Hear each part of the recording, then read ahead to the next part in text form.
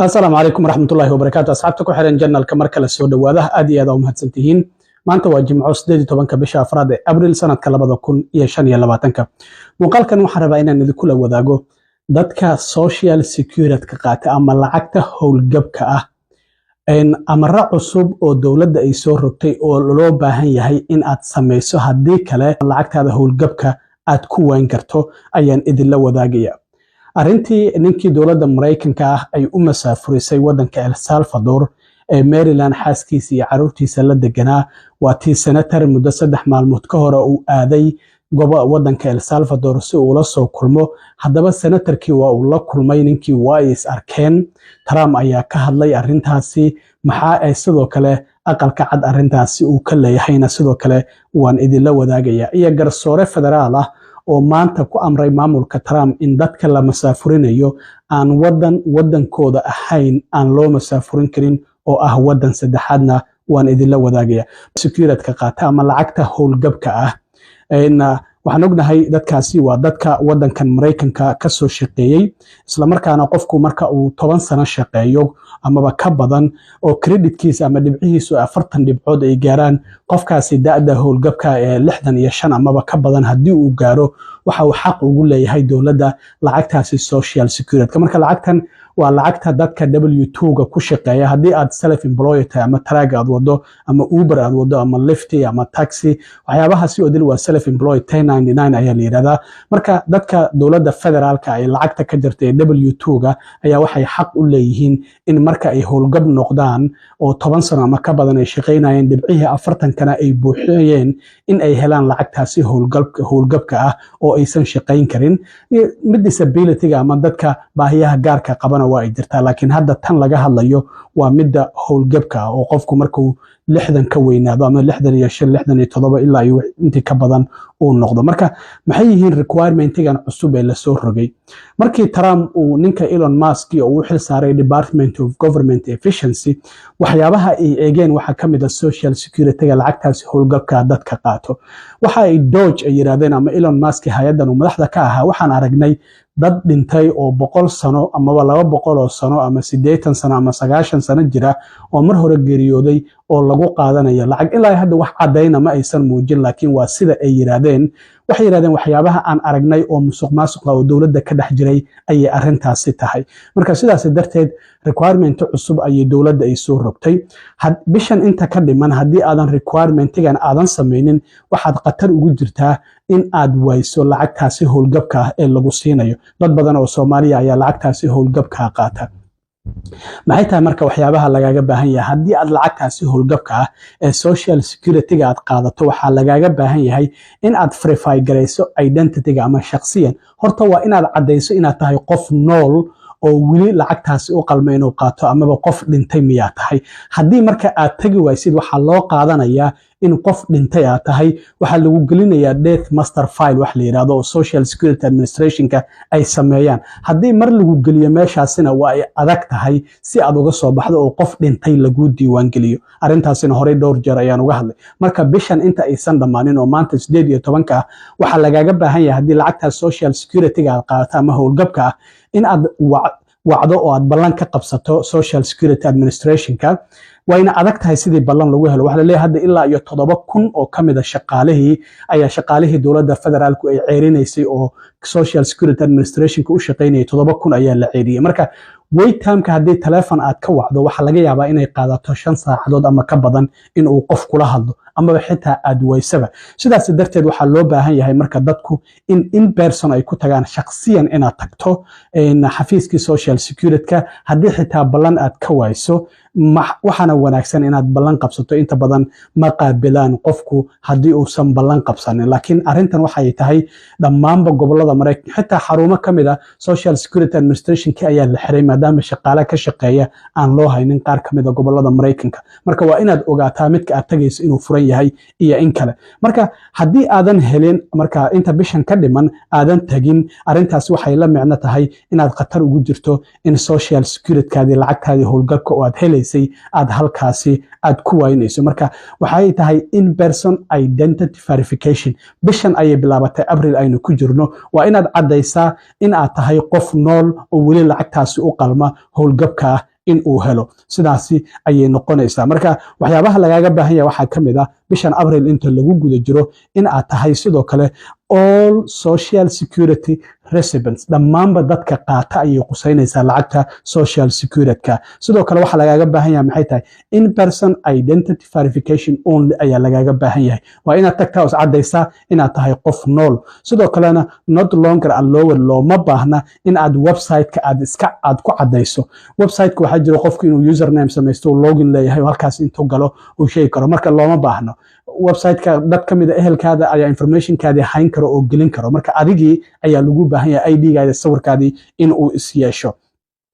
haddii intaasi aad samaynayso riski maxaad khatar ugu jirtaa loss of benefits if not verified waxaad waynaysaa lacagaha social security howlgabka oo dowladdu ay ku siinaysay haddii aadan is cadaynin marka arrintan waxay khatar weyn ay ku tahay dadka da'da ah oo meelaha dadka markay waayeeloobaan lagu hayo ku jira iyo dadka meelaha ruralka ee baadiyaha ku nool ayaa laga yaabaa arrintan saameyn weyn inay ku yeelato marka arrintaasi waa arrin muhiima xitaa haddii address change aad samaynayso ama bangi accountiga aad iska bedelayso hadda kadib looma baahno telephone ayaan wacaya oo halkaasi ayaa laga bedelaya ama online-ka ayaan ka bedelaya waa in aad tagtaa oo shakhsiyan aad address change aad samayso isla markaana sidoo kalena aad bangi accountigaada halkaasi aad ka bedesho xitaa waxa ay bedeleen website-ka qaabkii uu ahaan jiray my social security ayuu markii hore ahaan jiray laakiin hadda waxa laga dhigay login.gov ayuu qofku uu halkaasi in uu halkaasi uu ka samaysan karo sidoo kalena username-kiisa iyo password-kiisa marka arrintaasi waa arrin muhiima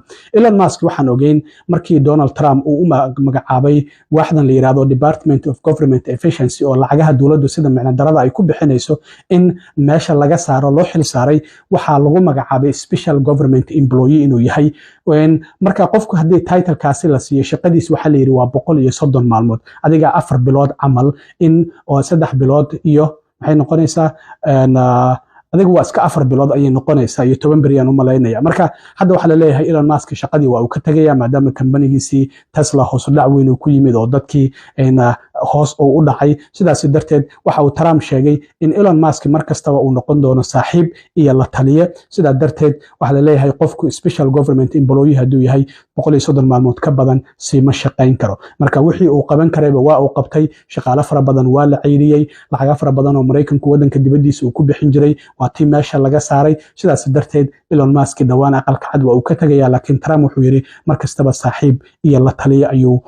ahaan doona dhinaca kale arrintan maalmahan warbaahinta Mareykanka ay si aad ah u hadal haysay waa ninkii dowladda Mareykanku ay u masaafuriyeen wadanka El Salvador oo dadkii Venezuelaanka lagu daray isla markaana xaaskiisa iyo caruurtiisa ay deganaayeen isagaba gobolka Maryland arrintaas waa tii maxkamadda sare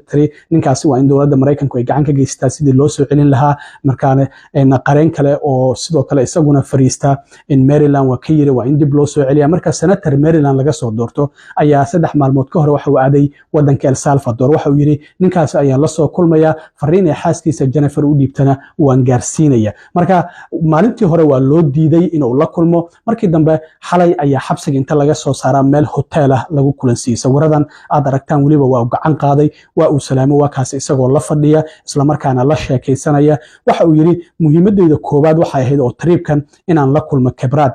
Kilmar caawa waan la kulmay ayuu yiri fursadaasina waan helay xaaskiisa waan wacay Jennifer fariintii ay soo dhiibtay oo jacaylka ahaydna waan u gudbiyay marka sidoo kalena waxaan hadda aan dib ugu soo laabanaya Mareykanka marka dib ugu soo laabtay kadibna arrintaasi waxaan ka bixin doonaa faahfaahin dheeraada sidoo kale madaxweynaha wadanka El Salvador sidoo kale arrintaasi Nayib Bukele qoraal ayuu ka soo qoray hadda waan xaqiijinay inuu caafimaad qabo ayuu leeyahay Kilmar sida darteed waxa sharaf noo ah in uu wadanka El Salvador xabsigiisa uu ku sii jirayo sidoo kalena waxyaabaha in xabsigaasi laga sheegay oo ah jirdilka arrintaasi ma jirta ayuu leeyahay marka arrintan aqalka cad ayaa si weyn u cambaareeyay Trump White House-ka waxa la soo geliyay sidoo kalena boggiisa twitterka we are not the same ayaa lagu soo qoray sawirka Trump oo gacan qaadaya haweeney gabar ay dhashay oo qof soo galooti ah uu dilay iyo sidoo kale senatarkaasi oo la kulmaya isaguna ninkaasi ay dowladda Mareykanku ay leedahay gaangiska M13 ayuu ka tirsanaa haddii Mareykanka dib loogu soo celiyana mar kale waa aan masaafurinayna marka we are not the same ayuu ku soo qoray marka dimuqraadiyiinta iyo Republicaanka isku mid maahan ayay leeyihiin ninkan wuxuu la kulmayaa nin la masaafuriyay anaguna waxaan la kulmaynaa muwaadin Mareykan oo qof soo galooti ah uu dilay gabadhiisii Trump sidoo kale bartiisa True Social wuxuu saaka ku soo qoray senatarka wuxuu yiri Christopher Hallan oo Maryland laga soo doorto waxa uu muuqda ayuu yiri u muuqda shalay inuu yahay mid nacas waa markii uu la kulmay ninkaasi Kilmer Abrego kadib markaas wuxuu yiri waxa uu sidoo kalena El Salvador u tagay ayuu yiri in uu baryo amaba uu tuugo inuu helo attentionka warbaahinta fake ah sida darteed waxa uu yiri amaba qof kasta uu helo marka Trumpna sidaas ayuu ka soo qoray gabadhan kale oo Laura Loomer la yiraahdo galangal weyn kula aqalka cad Trumpna waa haweeney influencer ah isla markaana Trump si aad isugu dhow yihiin bishii hore waxa la yiri saddex xubnood oo ka tirsanaa golaha amniga qaranka ayaa markii Trump uu haweeneydan la kulmay oo ay tala siisay kadib ayaa Trump shaqadii uu ka ceeriyay marka waxa la leeyahay haweeneydan ayaa Trump waxay kula talisay saddexdaasi qof maadaama maamulka hore ay daacad u yihiin in shaqada uu ka ceeriyo marka waxay soo qortay iyaduna arrintan macquul maahan sida dimuqraadiyiintu ay ugu safreen El Salvador isla markaana ay dalbanayaan in la soo deeyo qof dilaa ah oo ka tirsan M13 gaangiskaasi marka wuxuu yiri waxay leedahay ma aadayaan Gaza oo ma dalbanayaan Hamas inay soo dayso dadka aan waxba galabsan ee gacanta ay ku haystaan ee Mareykanka afduubka ay ku haystaan dimuqraadiyiintu waxay jecel yihiin criminalska dadka dambiilayaasha iyo argagixisada arrintaasi iyada ayaa hadlaysa ay sidoo kale ay leedahay marka arrintaasina sidoo kale Laura Loomer ayaa soo qortay ugu dambeyntii garsoore federaal ah ayaa waxa uu maanta amar ku bixiyay oo maamulka Trump uu ka hor istaagay in dadka aan u dhalan wadankan Mareykanka ee sharci darrada ku jooga aan loo masaafurin karin wadan saddexaad oo aan wadankooda ahayn iyadoo processkoodii aan la marin hadda Trump dadkan El Salvador uu geeyay waa la qabtay wax processa garsoore maxkamad lama horgeynin waa la iska wada diyaarad ayaa lagu ururiyay kadibna El Salvador ayaa laga dejiyay marka garsoorahan waxa uu leeyahay arintaasi suuragal maahan in wadan aan wadankoodii ay u dhasheen aan ahayn iyadoo process aan la marin aan loo masaafuriyo garsoorahan waxa la yiraahdaa Brian Murphy waxana uu sheegay arrintaasi in ay qatar ku tahay dadkaasi badqabkooda sida darteedna xabsiyadaasi ay noqon karaan kuwa qofka lagu jirdilo ama xitaa sidoo kalena lagu dili karo marka qatar ayay ku tahay noloshooda mana loo masaafurin karo wadan aan wadankooda ahayn Trump waxa uu dadkan u masaafurinaya wadamo ay kamid yihiin El Salvador Honduras iyo Panama ma wadamada dadkaasina wadamadaasi ma aysan u dhalan dad Shiineys ayaa xitaa Panama la geeyay marka waa laga hor istaagay maamulka Trump in uusan dadka aan wadanka sharci darrada ku jooga uusan u masaafurin karin wadan saddexaad oo aan wadankooda ahayn arrimihii qaxootiga ayaad iga sugayseen weli wax wara ma aysan ka soo bixin maadaama Trump maanta ay ahayd dowladdu inay ka soo jawaabto amarkii garsooraha Jamal Whitehead uu yiri waa in qaxootiga dib loo fasaxaa arrimahaas haddii ay wax ka soo kordhaan berri iyo wixii ka dambeeya ayaan idinla wadaagi doonaa haddii alla idmo aad iyo aad u mahadsantiin asxaabta intaan mar kale kulmi doono waa saaxiibkiin cilmi waaro idin la sidaa iyo nabadgelyo